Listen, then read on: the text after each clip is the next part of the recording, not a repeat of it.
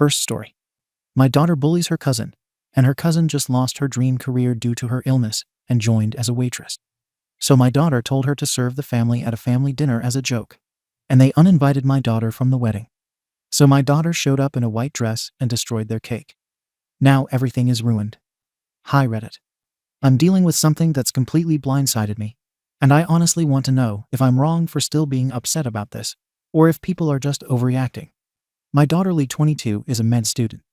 She got into one of the top universities in the country and has always been ambitious, focused, and honestly just on a different path than most people her age.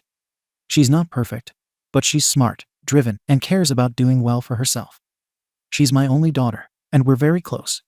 My nephew David, 24, is getting married early next year. He's the oldest grandchild in the family, and honestly has always been the golden one on my side of the family, especially to my sister, David's mom. He's the type who could do no wrong growing up, and my parents definitely fed into it. Fine, whatever. We got the wedding invite list a few weeks ago. My husband, my son, and I all noticed pretty quickly that our family wasn't on it. Not just Lee, but all of us. Nothing. No invite. I thought maybe it was a mistake, so I reached out to my sister.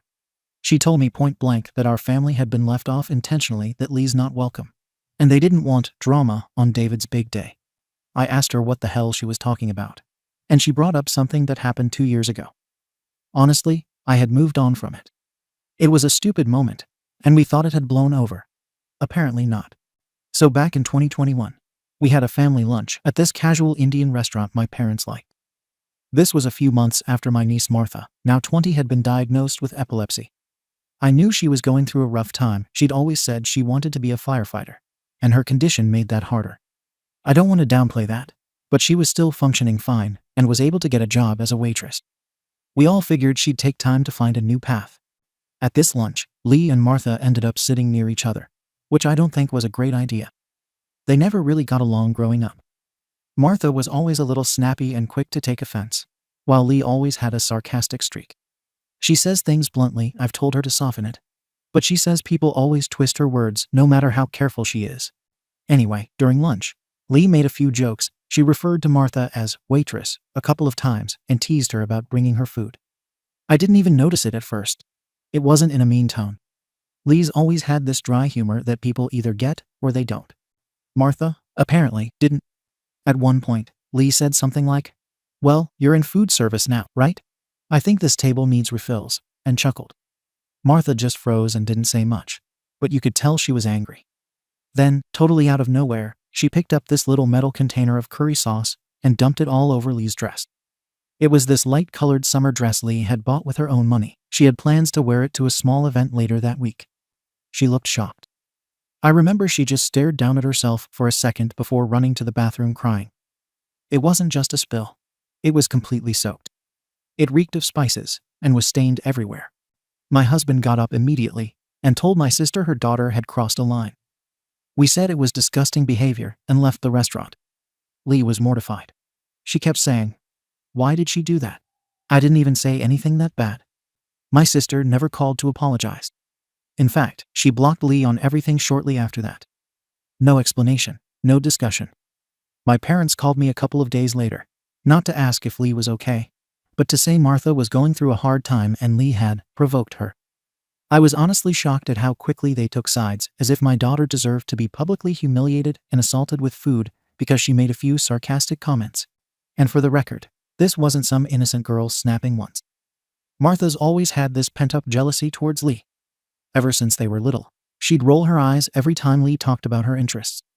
When Lee got into the science program in high school, Martha made jokes about her being a tryhard. When Lee got accepted into university, Martha told her to enjoy her nerd palace. It was always this subtle bitterness, and we ignored it, hoping she'd grow out of it. But the lunch was the final straw for us.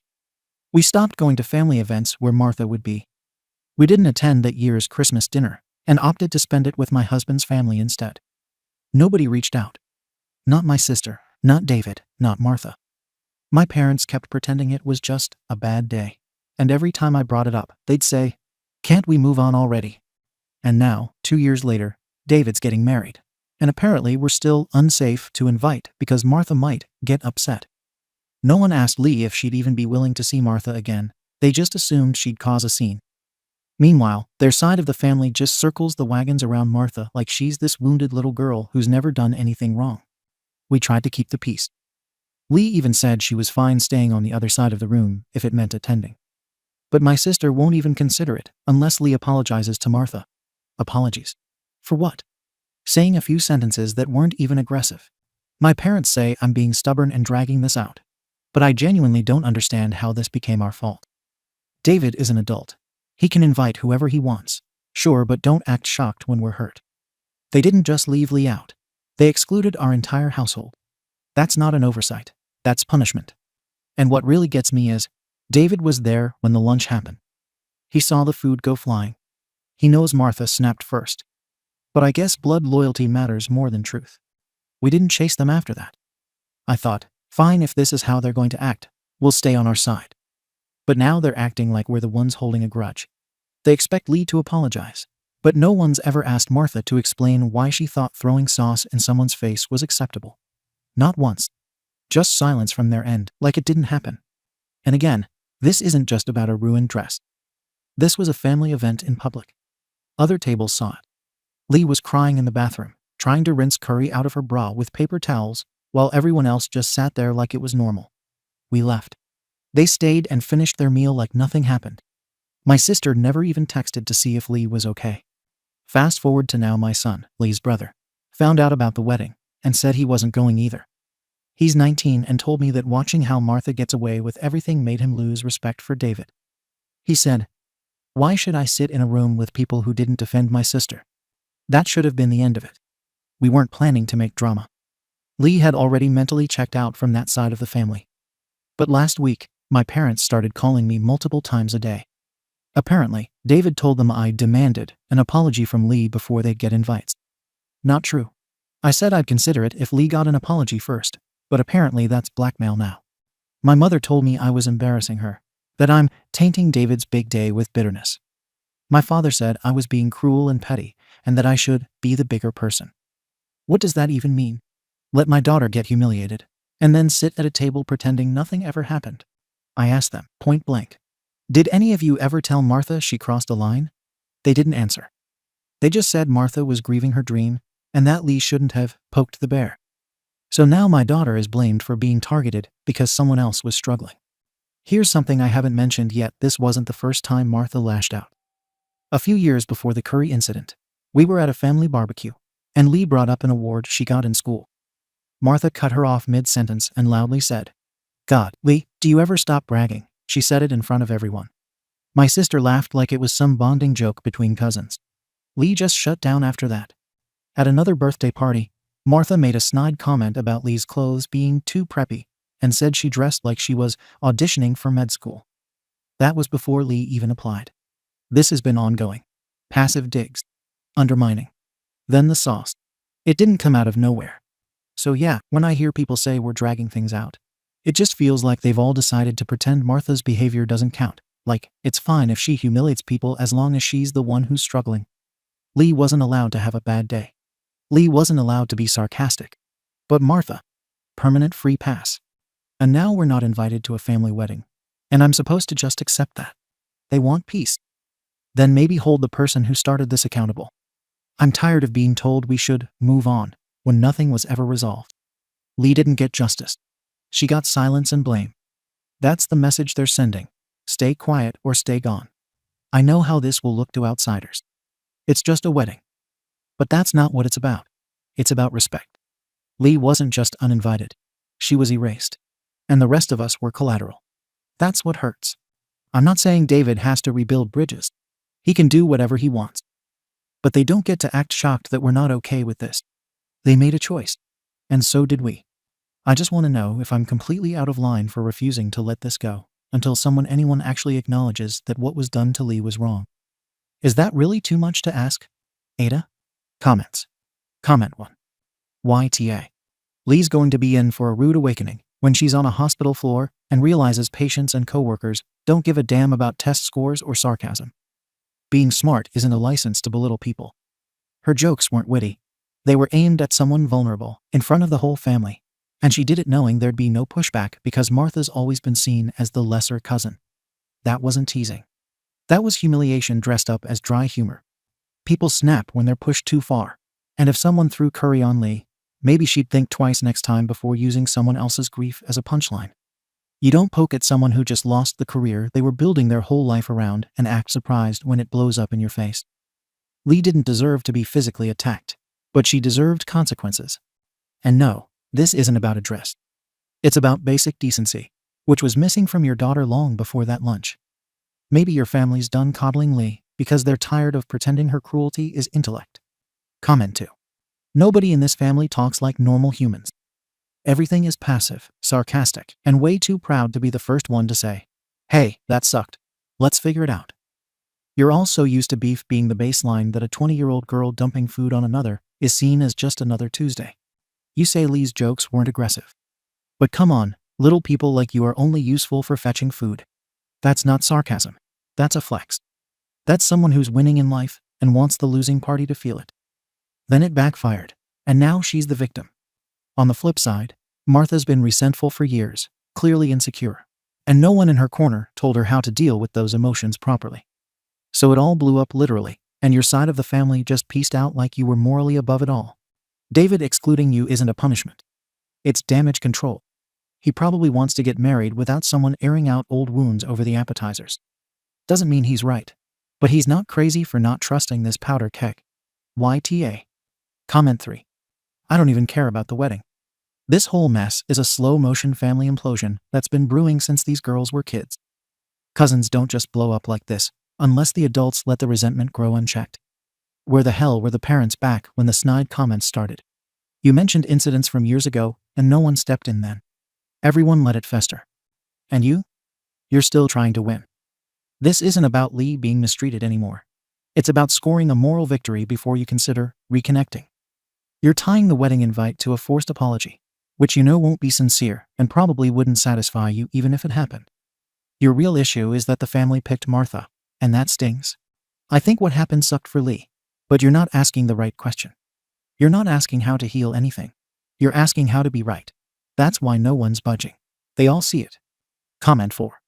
Lee went for status jabs, knowing damn well Martha's dream just got crushed. People don't throw curry for nothing. Something inside her snapped, and while it was a bad choice, it wasn't random. A sarcastic comment once or twice is one thing. What you described was targeted.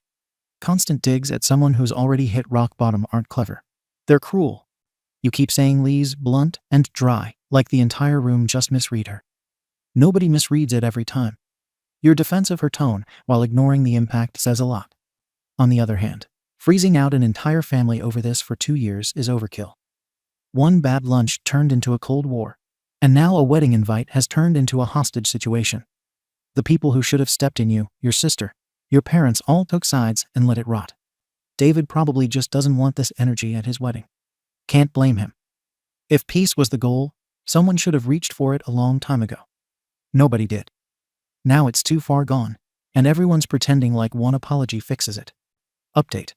I'm writing this update because the comments spiraled into something else entirely, and because the situation itself exploded in ways I didn't expect, even though I was warned. I'm exhausted, angry, and frankly done pretending this family has ever tried to be fair.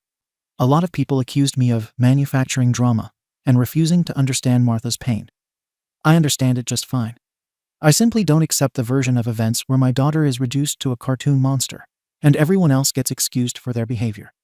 Lee is proud of herself. She worked hard. She didn't magically become cruel because she succeeded. Pride and cruelty are not the same thing, no matter how badly people want them to be. I tried several things after my first post. None of them worked. First, I reached out again to David and his fiancée and asked if there was any chance of reconsidering, even partial attendance. I offered that Lee wouldn't sit near Martha. No response. I followed up with my parents, asking if they could intervene. They told me I was making it harder, and that the decision was final. Then came the family group chat issue. I found out there was a wedding chat that included everyone except my household. A cousin accidentally referenced it in another conversation. That hurt more than I expected. It wasn't just Lee who was excluded. It was like our entire branch of the family had been quietly written off. Lee took that badly. I won't lie about that. She'd been holding it together up to that point, focusing on school, telling herself this wasn't about her worth. Seeing proof that people were planning and laughing together, while acting like she didn't exist, hit a nerve. Around the same time, my parents started pressuring us again. But now the angle changed. They wanted us to stop poisoning the well before the wedding. That phrase stuck with me. Apparently not showing up and staying silent is still too loud for them. At that point, nothing was working. Letters were ignored. Calls went unanswered. Attempts at compromise were treated like insults. So Lee made a decision on her own. She told me she was going to the wedding. Before anyone jumps in, no, this wasn't some grand revenge scheme cooked up at our kitchen table. She said something very simple. She wanted to see what a wedding felt like. She's 22. She talks sometimes about getting married someday, about what it might be like, and about whether it's even something she wants. She said she didn't want this whole situation to steal even the idea of that from her. She said she felt erased, and she wanted to exist in the same space as everyone else, even if only for a few hours. My husband supported her. I hesitated, but in the end, I did too.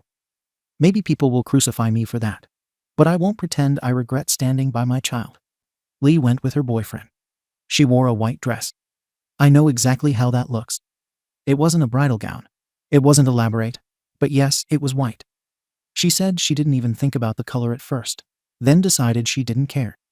She said if she was going to be judged anyway, she'd stop tiptoeing. They arrived during the reception. From what I was told later, the mood shifted immediately. People noticed her. People whispered. Martha noticed her. That matters, even if everyone pretends it doesn't. Lee didn't approach David or his wife. She didn't try to insert herself into speeches or photos. She stayed near the edge, talked to a few distant relatives, and danced with her boyfriend. But she also talked. And yes, she made comments. She commented on Martha's dress and said it didn't suit her. She commented on her hair. Martha recently cut it very short and made a joke, asking if she was still working through things. She asked loudly whether Martha was still clinging to that one joke from years ago, as if it had defined her life. I'm not defending those remarks. I'm explaining them. To Lee, this was years of being treated like a problem wrapped into one night. She felt mocked by absence long before she ever opened her mouth. Things reached a breaking point when Lee and her boyfriend were dancing. My sister Martha's mother approached them and demanded Lee leave. Not security. Not an event coordinator. Her aunt. She told Lee she was embarrassing everyone and ruining the day. Voices rose. Other guests stared. Lee refused. That's when everything collapsed. In the middle of that confrontation, Lee turned, saw the cake table nearby, and shoved it. The cake went down. Plates shattered. Frosting everywhere. Gasps. Screaming. Chaos. She was immediately removed. Now David and his wife are talking about charges. Property damage. Disruption. They're furious. My parents won't speak to me at all. My sister sent a message saying I broke their family beyond repair. Lee came home shaking with rage and humiliation. She kept saying they wanted her invisible, that even when she showed up quietly, they attacked her. She hasn't gone back to classes. She says she can't focus and can't stand being seen right now. Her boyfriend went back to his parents' place, saying he needed space. One thing that's worrying me deeply. Lee has become fixated on Martha's hair. Martha cut it very short recently, and Lee keeps saying she wants the same style. She keeps making comments about how people praised Martha for reinventing herself, and how everyone rallied around her pain. I don't understand this fixation, and I don't want Lee making impulsive changes out of anger or comparison. My husband remains firmly on Lee's side. He says the family pushed her there step by step, and is now shocked she finally reacted. I'm torn between protecting my daughter and being terrified of where this anger is taking her. People wanted an update. This is it. If you want to call my daughter heartless again, go ahead. If you want to say we should have shut her down harder, fine. But don't pretend this came out of nowhere. Don't pretend years of dismissal don't matter. I'm here, writing this, wondering whether standing by my child makes me irredeemable in the eyes of strangers, and whether any of this would have happened if anyone had dealt with the original conflict instead of burying it. That's where things stand now. Comments. Comment 1. Lee didn't show up for some emotional wedding preview. She showed up to insert herself in a space she was told she didn't belong in. Showing up in white. Laughable. Commenting on Martha's appearance, then pretending she was the one disrespected. Classic mean girl behavior. The kind that goes unchecked because mums like you keep calling it dry humor, instead of what it is needling someone you see as lesser. Lee didn't just want to be seen. She wanted to be seen above Martha. That's what all this was. You and your husband have fed her that fantasy her whole life. She's special, she's better, and she's owed a seat no matter what she says or does. She lost a boyfriend, wrecked a wedding, and derailed her own path, not because the world was cruel, but because she couldn't imagine a scenario where someone else got to be the focus. And now she's unraveling, and you're still spinning it as everyone else's fault. You didn't raise a proud daughter. You raised someone who can't handle being irrelevant for one day without knocking over a cake. You both enabled it, and now the consequences are landing. Comment 2. Lee's entire meltdown boils down to one thing. Martha moved on, and she couldn't. The cake wasn't rage, it was desperation. She saw someone she bullied for years being embraced, looking different, laughing, and dancing. It hit her that her usual tactics don't work anymore. The snark, the superiority, the fake politeness, none of it stopped Martha from getting her moment. And honestly, you and your husband poured gasoline on this for years. You raised her to think she's exceptional and misunderstood. And every time she made someone feel small, you applauded her confidence. Every insult was witty. Every dig was earned. You turned her into someone who can't see people, only threats and rankings. She went to that wedding with a white dress and a mission: remind Martha where her place was. And it backfired. Her boyfriend left, school's on pause, and her reputation shot. You're still here defending her, still blaming everyone else for consequences she created. She didn't want a moment. She wanted revenge, and when she didn't get it, she destroyed something. She's not a little girl. She's a grown woman who's never been told no. Now she has, and she can't function. That's on you. Comment 3. The whole, "I just wanted to be part of it" excuse died the second Lee opened her mouth about Martha's hair. There's no good faith in that moment. She went in to needle, provoke, and feel superior, and when it didn't land, she took down the cake. That wasn't hurt. It was humiliation mixed with ego. And all of it could have been avoided if you'd said no. Instead, you packaged her bitterness as innocence and stood behind it. You gave her permission, literally and emotionally. She could have tried rebuilding bridges, apologizing, and showing humility. Instead, she showed up like the main character and acted shocked when she wasn't welcomed like royalty. Lee's not a tragic figure. She's the kind of person who dishes out cruelty and folds when it comes back. The school stuff? Not surprising. She's unraveling because for the first time in her life, her words have weight, and she has no clue how to carry them. Let her sit in the fallout. Maybe it'll teach her more than any family ever did. Update. I'm writing again because the pile-on has gone beyond disagreement and into cruelty. And because things at home have deteriorated in ways I didn't expect, even after everything that happened at the wedding. I don't know what people think they achieve by tearing down a 22-year-old who is clearly struggling. But this constant need to reduce her to evil, unhinged, or dangerous is not rooted in reality. First, a clarification. No criminal complaint has been filed. That did not happen. David wanted to pursue it, yes. His wife's family pushed hard for it. But extended family stepped in and convinced him to let it go. Not out of kindness towards Lee, I'll note, but out of fear of long-term family fallout and gossip. This idea that Lee is about to be dragged through the courts is untrue, and I'm tired of seeing it repeated as fact. That said, the damage is already done. After the wedding, Lee came home barely speaking. She was agitated, pacing, pulling at her hair constantly. She fixated on Martha again, her comments, her haircut, and the way people reacted to her at the reception. It was obsessive, yes, but not in the way people are framing it. Lee wasn't admiring Martha or copying her out of envy. She was furious at how easily Martha seemed to get sympathy, attention, and validation after years of acting out. Lee kept saying, "She ruins things and gets comforted. I break, and they erase me." This is where the haircut situation happened. Lee said she wanted her hair cut very short. I told her no.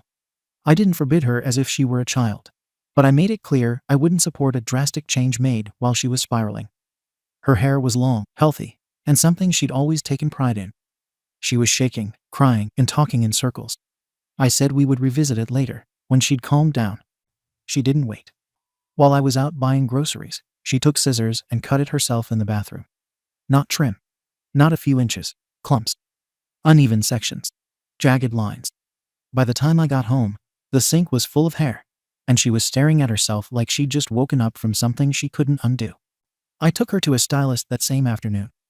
The stylist was blunt. There wasn't enough left to fix properly. The only option was a microbob to even it out. Lee sat in the chair crying quietly while it was done.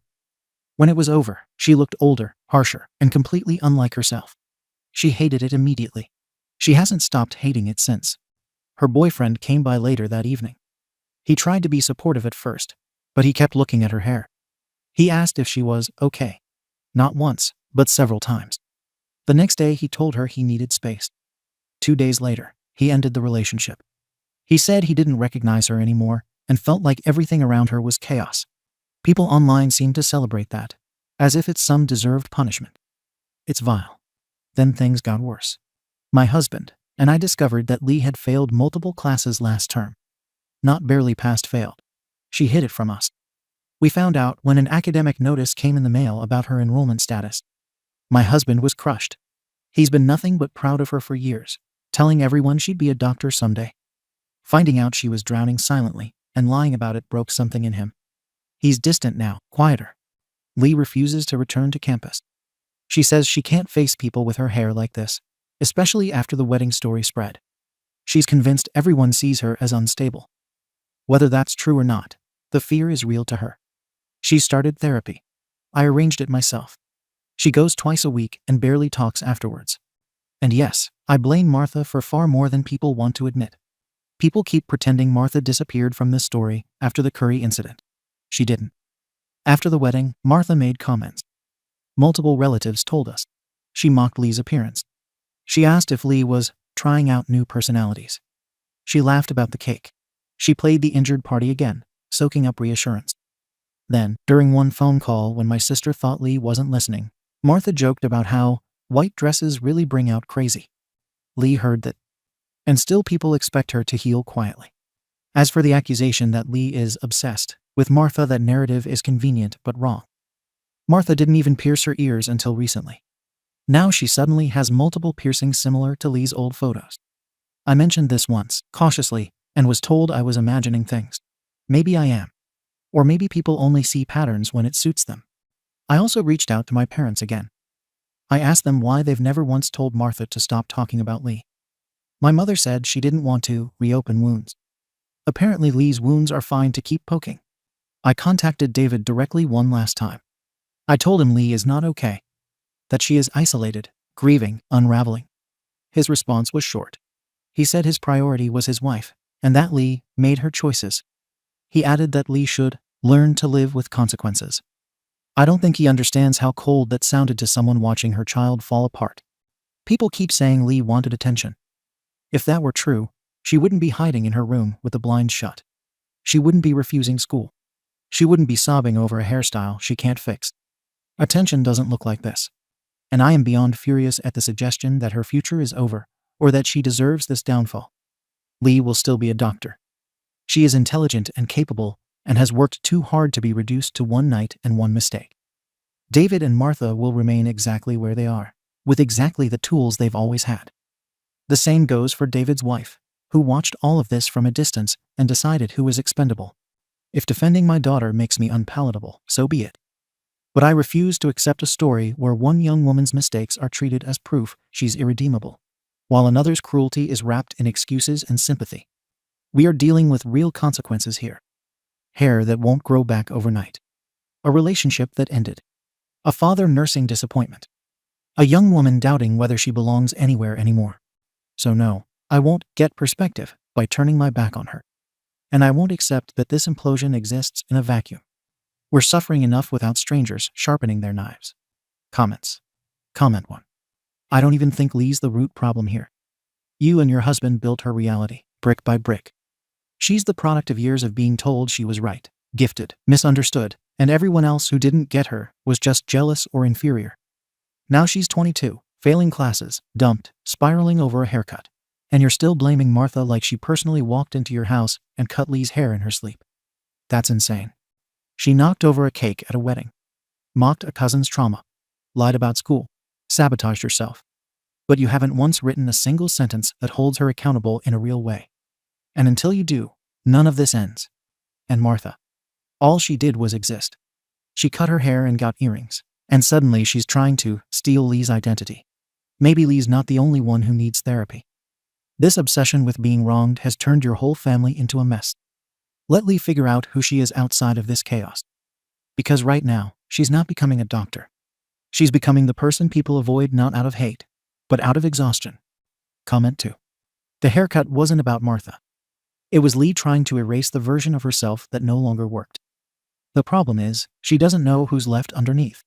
And instead of giving her space to figure that out, you're still dragging her through family politics like this is a courtroom and Martha's on trial for crimes of existing. This whole thing reads like you're grieving an ideal, the perfect daughter, the medical prodigy, the well-behaved golden child who made the family look good. Now that she's human and hurting and messy, you're panicking and scrambling for someone to blame. First it was Martha, then David, then the fiancé, the guests, and even the hairdresser. Everyone but the one person who actually needs the focus, Lee. She doesn't need another shield. She needs someone who can say, "You messed up, but you're still worthy, and now we deal with the fallout, not hide from it." That's what support looks like. Not this long essay on how the world is unfair and everyone else is wrong. Let her breathe. Let her feel the weight of what happened. She's 22, not 12. Stop defending. Start parenting. Comment 3. Watching someone else heal when you're still stuck is brutal. But instead of helping Lee process that, you're dragging her deeper into comparison and blame. Martha cut her hair and moved on. That's it. The rest, the earrings, the attitude, the supposed obsession, it's projection. Lee built her identity on being untouchable, then watched someone she looked down on take a win. That was the trigger, not the cause. Every time something goes wrong, you point to Martha. Hair ruined, Martha. Boyfriend gone, Martha. Failed classes, Martha. At what point do you say, "We missed some warning signs"? Instead, you make it everyone else's job to understand, to tiptoe, to carry Lee through every blow, while refusing to look at how she got so fragile in the first place. And David. He drew a line after you crossed 10. He's not cruel. He's exhausted. You can't demand everyone pretend a wedding crasher in a white dress throwing cake was a lost child in need of support. You've rewritten the story so many times you've forgotten who started it. Start helping her take accountability, or keep spiraling. Just don't act shocked when more people stop showing up. Update. I waited a while before writing this because I needed to see what would actually happen once the noise died down. People kept saying time would settle things. It hasn't. It's just rearranged the damage. Lee did eventually return to school. It wasn't a dramatic decision. No moment of clarity. Her therapist suggested a gradual re-entry, limited days, and minimal interaction. Lee didn't want to go, but she also didn't want to sit at home anymore feeling frozen. She said staying away made it feel like the wedding incident was the end of her story, instead of a chapter she could outgrow. The first week back was rough in ways she didn't anticipate. She wasn't openly confronted. No professors pulled her aside in front of classmates. No shouting matches. It was quieter than that. She could feel eyes on her. Conversations stopped when she entered rooms. People whispering, and then pretending they weren't. A few students she'd worked with before stopped replying to her messages altogether. Group chats went silent when she posted. Someone had told the story. Not in detail, but enough. Wedding drama. The cake thing. Her cousin. People added their own flourishes. The breakup didn't help. When her boyfriend left, it confirmed something ugly in people's minds, as if it proved she was unstable. Lee's hair became part of it too. She tried to own it at first. Wore it neatly. Told herself it was temporary. But she overheard someone call it unhinged chic behind her during a lab session. Someone else asked if she'd done it on purpose. Even neutral questions felt loaded. She stopped tying it up. Then she stopped styling it at all. What hurts is that Lee didn't have much social footing there to begin with. She's never been particularly close with her classmates. Friendly enough, but not someone people gravitated towards. She studied alone. Ate lunch alone most days. That was fine when she was doing well academically and felt secure. Now it magnified everything. There was no buffer, no friend pulling her aside to ask if she was okay, and no one saying, "Ignore them." She came home one evening and said, "I feel like I'm walking through a place where everyone already decided who I am." Around the same time, the school called me. They said they'd received a complaint alleging targeted harassment connected to the wedding incident. I won't pretend I didn't have a hand in that. When Lee mentioned classmates whispering and avoiding her, I drafted a formal message outlining what she'd been through and how gossip tied to an off-campus family event was affecting her academic performance. I thought it would help establish context. Instead, It backfired. The school opened a review. Not into the students, into Lee, her conduct, her recent absences, her academic history. It pulled everything into one place. Missed assignments. Failed exams from the previous term that she'd hidden from us. Notes from a faculty advisor about interpersonal concerns that I'd never seen. Lee felt exposed all over again. She said, "I didn't ask you to do that." She wasn't wrong. I was trying to help, and I made it worse. My husband barely reacted when we found out. He just went quiet. He goes to work, comes home, eats dinner, watches the same shows on repeat. He doesn't talk much about Lee's future anymore. When people ask how she's doing, he says, "She's managing." That's it. I know he's grieving the version of her he believed in so fiercely. I think part of him feels foolish for not seeing how much she was struggling earlier. The family has fully stepped away now. No messages. No invitations. Holidays have already been quietly planned without us. I found out through a cousin's social media that there was a gathering last weekend. We weren't mentioned. I don't expect to be invited anywhere anytime soon, if ever. People have decided we're too much. Too messy. Too complicated to include. I reached out once more to my sister. It was brief. I said Lee was back in school and not doing well, and I asked if maybe Martha could stop commenting about her, at least for now. My sister replied that Martha hadn't contacted Lee in months, and that any comments I was hearing were second-hand speculation. She said it might be time for me to accept that Lee isn't at the center of everyone's actions. I haven't replied. What unsettled me most recently was something else entirely. Lee mentioned, almost casually, that she'd heard Martha was applying to a paramedic program. It hit her hard. Firefighting adjacent. Emergency response. The thing Martha lost, and now seems to be circling again. Lee laughed when she said it, but it didn't sound natural, she said. Funny how that works. I don't know if Martha knows how deep that cut went. Maybe she doesn't. Maybe she's just living her life. But to Lee, it felt like another reminder that Martha gets to reinvent herself, while Lee's mistakes follow her into lecture halls. Lee is still in therapy. She's trying. Some days are better than others. She's attending classes again, even if she sits in the back and leaves early. She hasn't brought up her hair in a while, which worries me more than when she obsessed over it. It's like she's stopped expecting to recognize herself. I don't know what our family looks like going forward. I don't know if anyone will ever see us the same way again. I don't know if Lee will finish this program, or if she'll need to start over somewhere else, or if doctor will become something she talks about in the past tense. What I do know is that this has reduced our world. Fewer calls, fewer places to go. Fewer people are willing to hear nuance.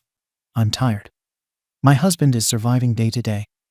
Lee is trying to hold herself together in a place that feels hostile.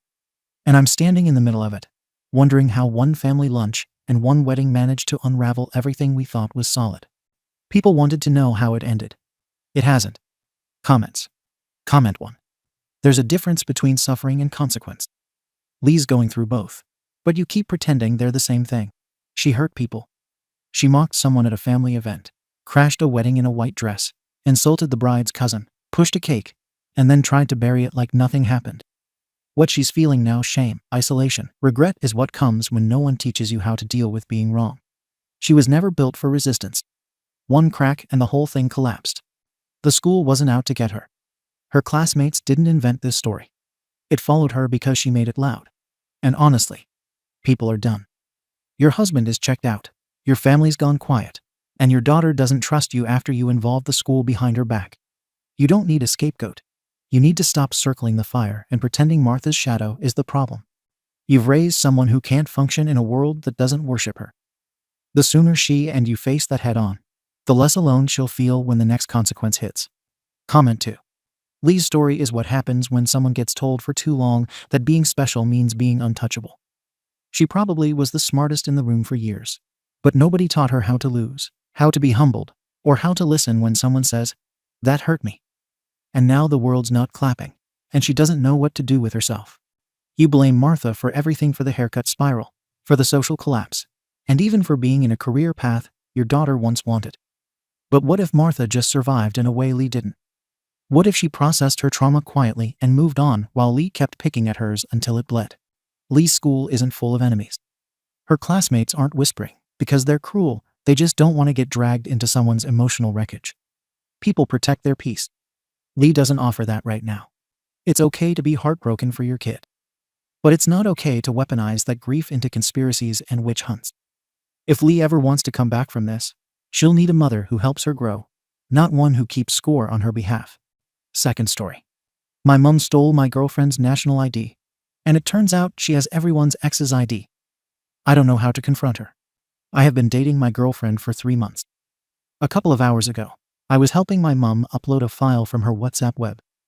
When she opened her saved messages, a chat with herself, I saw photos of the front and back of my partner's national ID in Argentina. We call it DNI. Editor's note. DNI stands for Documento Nacional de Identidad. In my country, this ID is extremely sensitive. It contains a person's full name, home address, Idaho number, and signature. It's basically like having a photo of someone's social security card and driver's license all in one. When I confronted her, she calmly said, "Oh, it's nothing. I just wanted to know where she lives." I had already told her where my girlfriend lives, so that makes no sense. The most disturbing part was when I asked her when she took the photo. She admitted with total normalcy that one day when we were out having a snack, she went through my partner's purse, opened her wallet, and took the pictures. I've had several girlfriends in the past, and I always thought my mom was respectful of them. However, seeing how naturally she admitted to this, it leads me to think that she might have done this with my previous partners as well, and I just never caught her until now. To clarify, my girlfriend is the same nationality and ethnicity as us, so there's no cultural or racial reason for this. This is completely unusual behavior, or at least, that's what I believed. My girlfriend is a great person, and has given her no reason to be suspicious. I am deeply disturbed, and I feel this is a massive breach of trust. How do I approach this conversation with my mom? How do I even begin to explain this to my girlfriend? Comments. Commenter 1. Tell your girlfriend, and she gets to watch Mill delete it. You F it up by confronting her, and not demanding she delete them immediately, as there is a chance she has backup copies now. Your girlfriend deserves to know that her credit is not safe. I highly recommend very much limiting your time with your mother. What she did is beyond reproach. OP, you're right. The shock got the best of me in that moment. I was so blindsided by her admitting it with such normalcy that I didn't act as quickly as I should have. I will make sure those photos are deleted from her phone, her cloud, and her recently deleted folder while we're both watching. OP clarifies his location. OP, I'm sorry for the confusion. I should have specified in the post. I am not in the USA. I live in Argentina.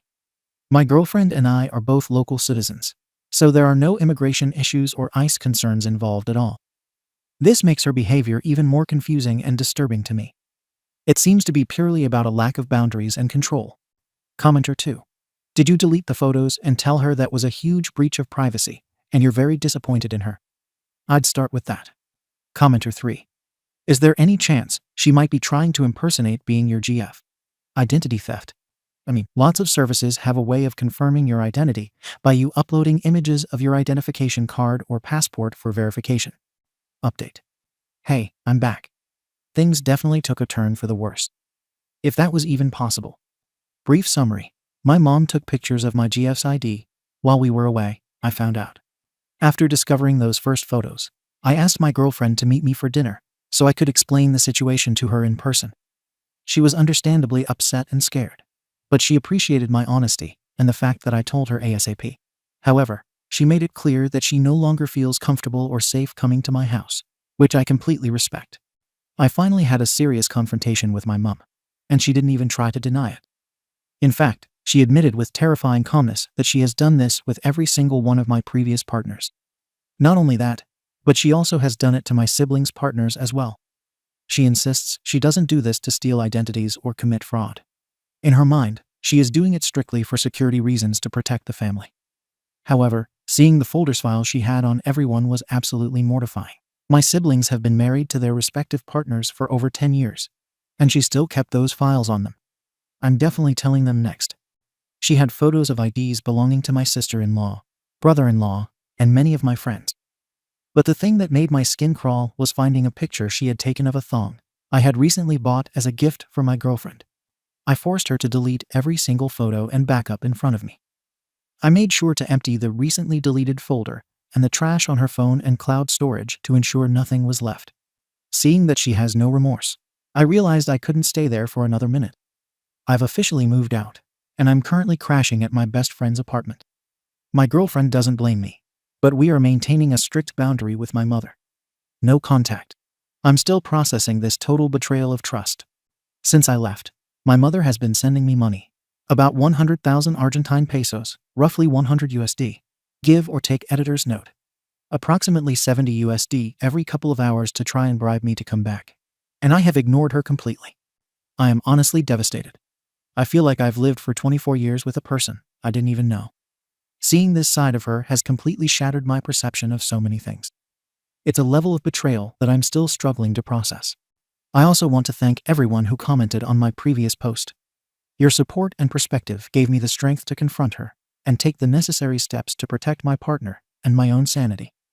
I don't know what the future holds for my relationship with her, but for now, I need to focus on healing and moving forward. Comments. Commenter 1. I don't understand the purpose of doing this. That's the part that makes this weird. Like if your mom was a cop and ran a background check to make sure you weren't dating a criminal. It'd be creepy, but it'd have logic to it. What could she possibly be doing with these files? OP, that's exactly what haunts me. If she were looking for a criminal record, you'd think 10 years of marriage in my sibling's case would be enough proof of character. But it's not about that. When I confronted her, she couldn't give me a single logical reason other than security. I think these files were her way of maintaining a sense of control over our lives. By hoarding our partner's private information, even photos of their clothes or old social media posts, she feels she knows them better than we do. I don't know. I think it escapes any kind of logic. Commenter 2. What did she say about the thong? Did she have other pictures like that? The IDs are bizarre enough, but pictures of underwear are their own kind of disturbing. I'm just not following how she can explain any of this. Honestly, it feels like police should be involved. Over such a long time, who knows where these sensitive documents have been sent or saved? This is bordering on identity theft, and she needs a big reality check outside of just losing her relationship with you. OP, I insisted heavily on that part, but it was the only thing she flatly refused to talk about. I didn't find more photos of intimate clothing, but I did find photos of many other personal objects not belonging to me that I assume were also gifts. I also found a photo of a perfume my girlfriend gave me just a week ago, so she was constantly doing this for a long while. Commenter 3. 100 every couple of hours. You could retire early if you play your cards right. OP Elmao, you got a chuckle out of me, thanks. Has OP been able to tell his siblings about what he found? OP, the confrontation happened yesterday.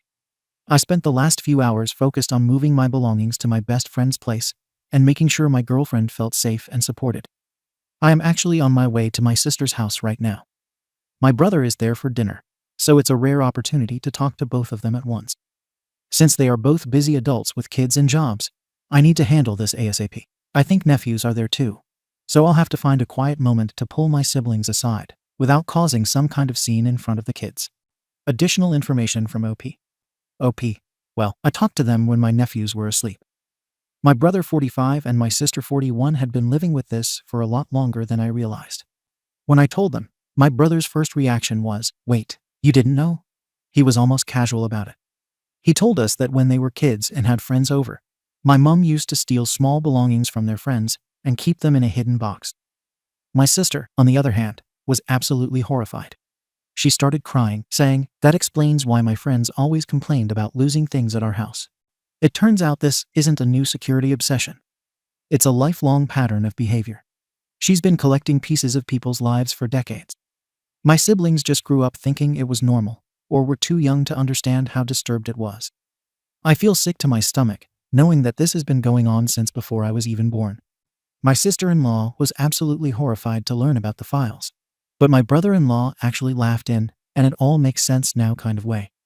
He started sharing stories of how, for years, whenever he called the house, my mom would pick up and tell him my sister wasn't home, even when she was right there. My sister-in-law then revealed that my mom once called her specifically to tell her that she didn't think it was appropriate for her to be my niece's godmother. She's been trying to undermine their relationships and gaslight them for over a decade. It was active sabotage. We've decided that we are going to confront her all together as a family. We can't let this keep happening. My siblings, their partners, and I are finally on the same page. I'm still staying at my best friend's place, but knowing my siblings are with me makes me feel a lot less alone in this nightmare.